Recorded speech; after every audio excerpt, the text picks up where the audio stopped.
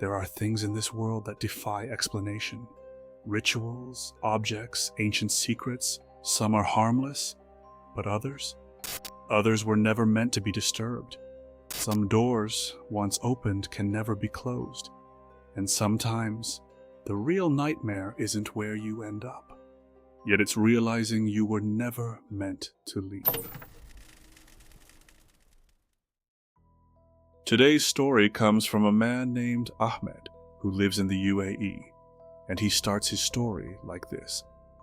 I've always been obsessed with the unknown, mysteries, the paranormal, anything beyond human understanding. I love experimenting with things related to the supernatural, whether it's books, objects, or strange rituals. Not too long ago, Ahmed traveled to India for work.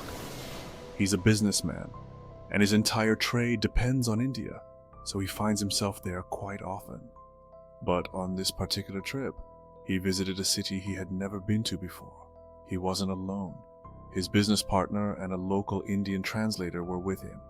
As they wandered through the city, taking in the sights and sounds, something, or rather someone, caught their attention. They came across a man who, at first glance, seemed like just another street vendor. But there was something undeniably odd about him.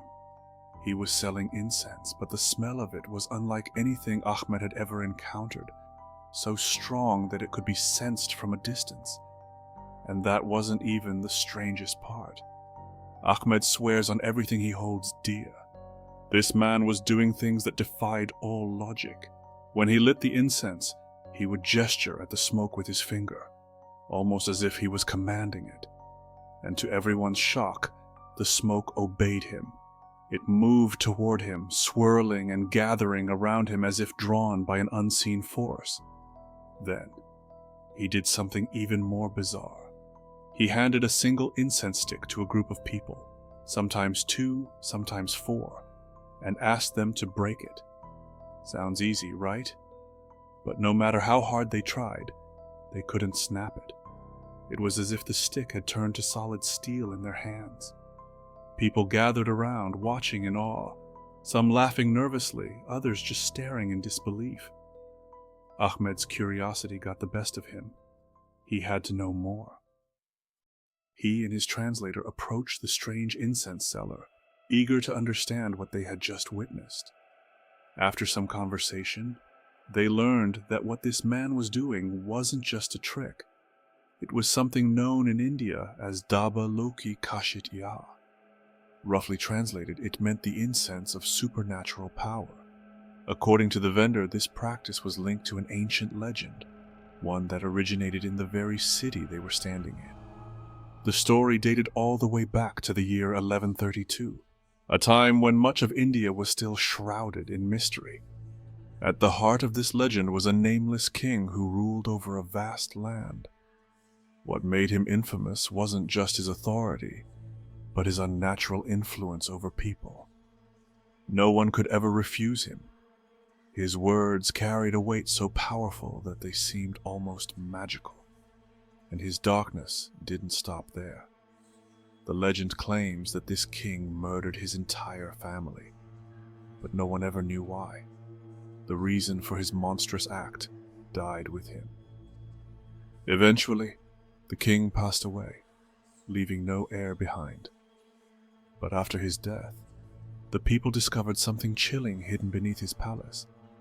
Directly beneath the king's chamber, a strange type of plant was growing, one that no one had ever seen before. No one knew its purpose, and yet, it only existed in that one spot. No matter how hard people tried, they could not get it to grow anywhere else. Some believed that the king had known about this plant all along, that he had specifically built his palace on that very ground because of it. Others speculated something even darker, that the king himself had performed a ritual, one that caused this rare plant to grow, binding it to that land and that land alone. Over the centuries, many tried to move the plant, hoping to cultivate it elsewhere. But every single time, something inexplicable happened. it would die instantly. Now, you might be wondering, what does this ancient legend have to do with our story today? Well, according to the incense seller, the connection is very real. He claimed that the incense he was selling, along with others who knew its secret, was made from those very same plants, the ones that had existed since the time of the mysterious king. And even now, centuries later, they were still being used to create what he called the incense of supernatural power. At this point, Ahmed was skeptical. He didn't believe a word of it. To him, it sounded like nothing more than an elaborate tale, crafted to impress and draw in customers. Just another street trick, another tourist trap. But at the same time, curiosity was eating away at him. So he thought to himself, what's the harm in buying a little? Just to test it out. As soon as he expressed interest, the vendor's eyes lit up. He started listing off different kinds of incense, each one more bizarre than the last. And then the real shock came. The seller claimed he had incense that could make a person invisible, another type that could increase someone's charisma and influence over others, and there were even more, each promising abilities so strange, so impossible that Ahmed could hardly believe what he was hearing. But there was one in particular that stood out to him, the Incense of Transition. Or at least, that was the closest translation Ahmed could make out. The incense seller explained that this particular type, the Incense of Transition, was unlike anything else. According to him, if someone were to light it inside a cave and step inside, when they walked back out, they would find themselves in another world, a gateway, a passage to somewhere beyond reality as we know it. Now, let's be honest. Any rational person would hear that and laugh. It defied all logic. It was absurd, impossible. And on top of that, the price of a single stick? $700. At that point, it seemed obvious. This had to be a scam. But Ahmed was obsessed with the unknown. And no matter how ridiculous it sounded, his curiosity got the better of him. So, against all common sense, he bought it. Days passed. He finished his business in India and returned to the UAE, completely forgetting about the incense. Weeks went by, over a month in fact, before the thought of it even crossed his mind again. Then came the night that changed everything. One evening, Ahmed and 6 of his friends decided to go on a camping trip in the desert. There were 7 of them in total. By pure coincidence, the incense he had bought was still in his car, untouched. And what happened next? He swears on everything. What he is about to tell is the absolute truth. It might sound impossible. It might sound like fiction. But every single word actually happened. Ahmed recounted the incense story to his friends, and as expected, they roared with laughter. "You actually believed that guy?" they mocked. "He completely scammed you." But one friend, just as curious as Ahmed, wasn't so quick to dismiss it. Maybe he believed, or maybe he just wanted to test it out for fun. Either way, he said, "There's a small cave nearby. Why not try it? We've got nothing to lose, and who knows? Maybe something interesting will happen." Most of the group wasn't on board, but in the end, 4 of them, Ahmed included, agreed to go through with it. The remaining 3 stayed behind at the campsite. The cave was nestled near some hills, small and unassuming, maybe 20 to 30 meters deep at most. It didn't seem like anything special. Inside, they placed the incense in the center and lit it. And that's when everything changed. The incense began burning, but almost instantly, thick, dense smoke erupted from it. Far more than should have been possible from a single stick. The cave filled up within seconds, the air turning heavy, suffocating. It was as if the smoke had a life of its own, swirling and expanding unnaturally. Their lungs burned. Their eyes stung. Panic set in. They had to get out. Stumbling and gasping for breath, they bolted toward the entrance, pushing through the blinding cloud of smoke. And finally, they made it out. But the moment they looked around, their hearts dropped. Because the campsite, the desert, it was gone. They weren't in the same place anymore. As soon as they stumbled out of the cave, they were met with something completely unexpected. A thin mist hung in the air, swirling gently around them. It wasn't thick, but it felt off, unnatural. And then, as they focused their eyes, something even stranger became clear. The paved road that had led them to this place, gone. Their campsite, gone. And their 3 friends, the ones who had stayed behind, nowhere to be seen. But that wasn't even the worst part. It had been nighttime when they entered the cave, but now there was a strange contradiction in the air. It was still dark, yet they could somehow see everything clearly, as if an unseen glow illuminated the world around them. Then they noticed something even more unsettling. A river, flowing through a valley just a short distance away. A river that should not exist, because the place they had set up camp was in the middle of the desert.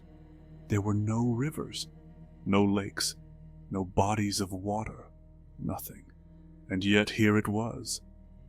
Standing near the water, his back turned toward them, was a man. He was motionless, standing on a small wooden boat, as if waiting for something. His clothes were bright white, almost glowing, and the design was strange, nothing like anything they had ever seen before. The 4 of them stood there, frozen. Where were they? And then, the sounds started. From the darkness beyond the mist, creatures stirred. Their cries were unlike any animals they had ever heard. Low growls, strange chattering, distant howls that made their skin crawl. Then came the cold. It wasn't just a breeze. It was a sudden, bone-deep chill that wrapped around them, making their breaths turn shallow. That was it. That was their breaking point. Without hesitation, they turned and ran back toward the cave. They knew the incense would suffocate them again. They knew the smoke would be unbearable. But at that moment, it didn't matter, because whatever was waiting for them out here, it was far worse. They stumbled back into the cave, gasping for air, their bodies trembling from the cold and the overwhelming sense of dread. Then, a strange dizziness washed over them. Their heads spun, their vision blurred, and before any of them could react, everything went black. The next thing they knew, they were waking up. It was broad daylight. The afternoon sun beamed down on them, and they were lying next to their car. Their 3 friends, the ones who had stayed outside, were hovering over them, their faces filled with shock and concern. Ahmed and the others sat up in confusion. What had just happened? Had they blacked out? Had it all been some kind of hallucination? But then their friends told them what they had witnessed, and what they said shook them to their core. The moment Ahmed and the others had entered the cave and lit the incense, a thick, suffocating smoke started pouring out. The smell was overpowering, so strong that it made their friends outside uneasy. Then, things got weird. From the outside, they could still hear Ahmed and the others inside the cave. But they weren't screaming, they weren't coughing, they were laughing, giggling, chatting, as if nothing was wrong. But then, their voices started to fade, slowly, little by little. Their laughter and conversation seemed to move further and further away, as if they were walking deeper into the cave. But that didn't make sense. The cave was small. There was nowhere to go. And then, in an instant, the voices were gone.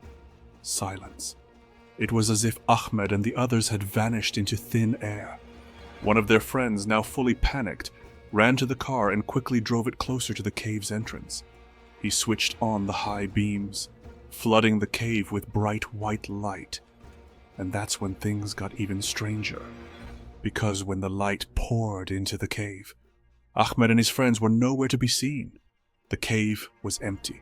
They called out their names. Nothing. They stepped inside cautiously, searching every corner. Nothing. And that's when fear truly set in. How could they have disappeared? The cave was small, barely deep enough to hide in. There were no tunnels, no secret exits, nowhere they could have gone. Terrified, the three friends outside did the only thing they could think of. They grabbed a speaker, turned the volume all the way up, and began blasting Quranic recitations, letting the sound echo through the cave. Then, just as suddenly as Ahmed and the others had vanished, they reappeared, lying unconscious right next to the car, as if they had been dropped back into reality. Their friends were shaken to their core. You disappeared like thin air. Then, out of nowhere, you were just there again. It was like you had never entered the cave at all, they said in panic. To this day, Ahmed swears every word of this story is true. Was it black magic? A paranormal force tied to the incense? Or was there a scientific explanation buried beneath the surface of something unknown? Whatever happened that night, one thing is certain. It defied all logic. And now the question is yours to answer. What do you think really happened?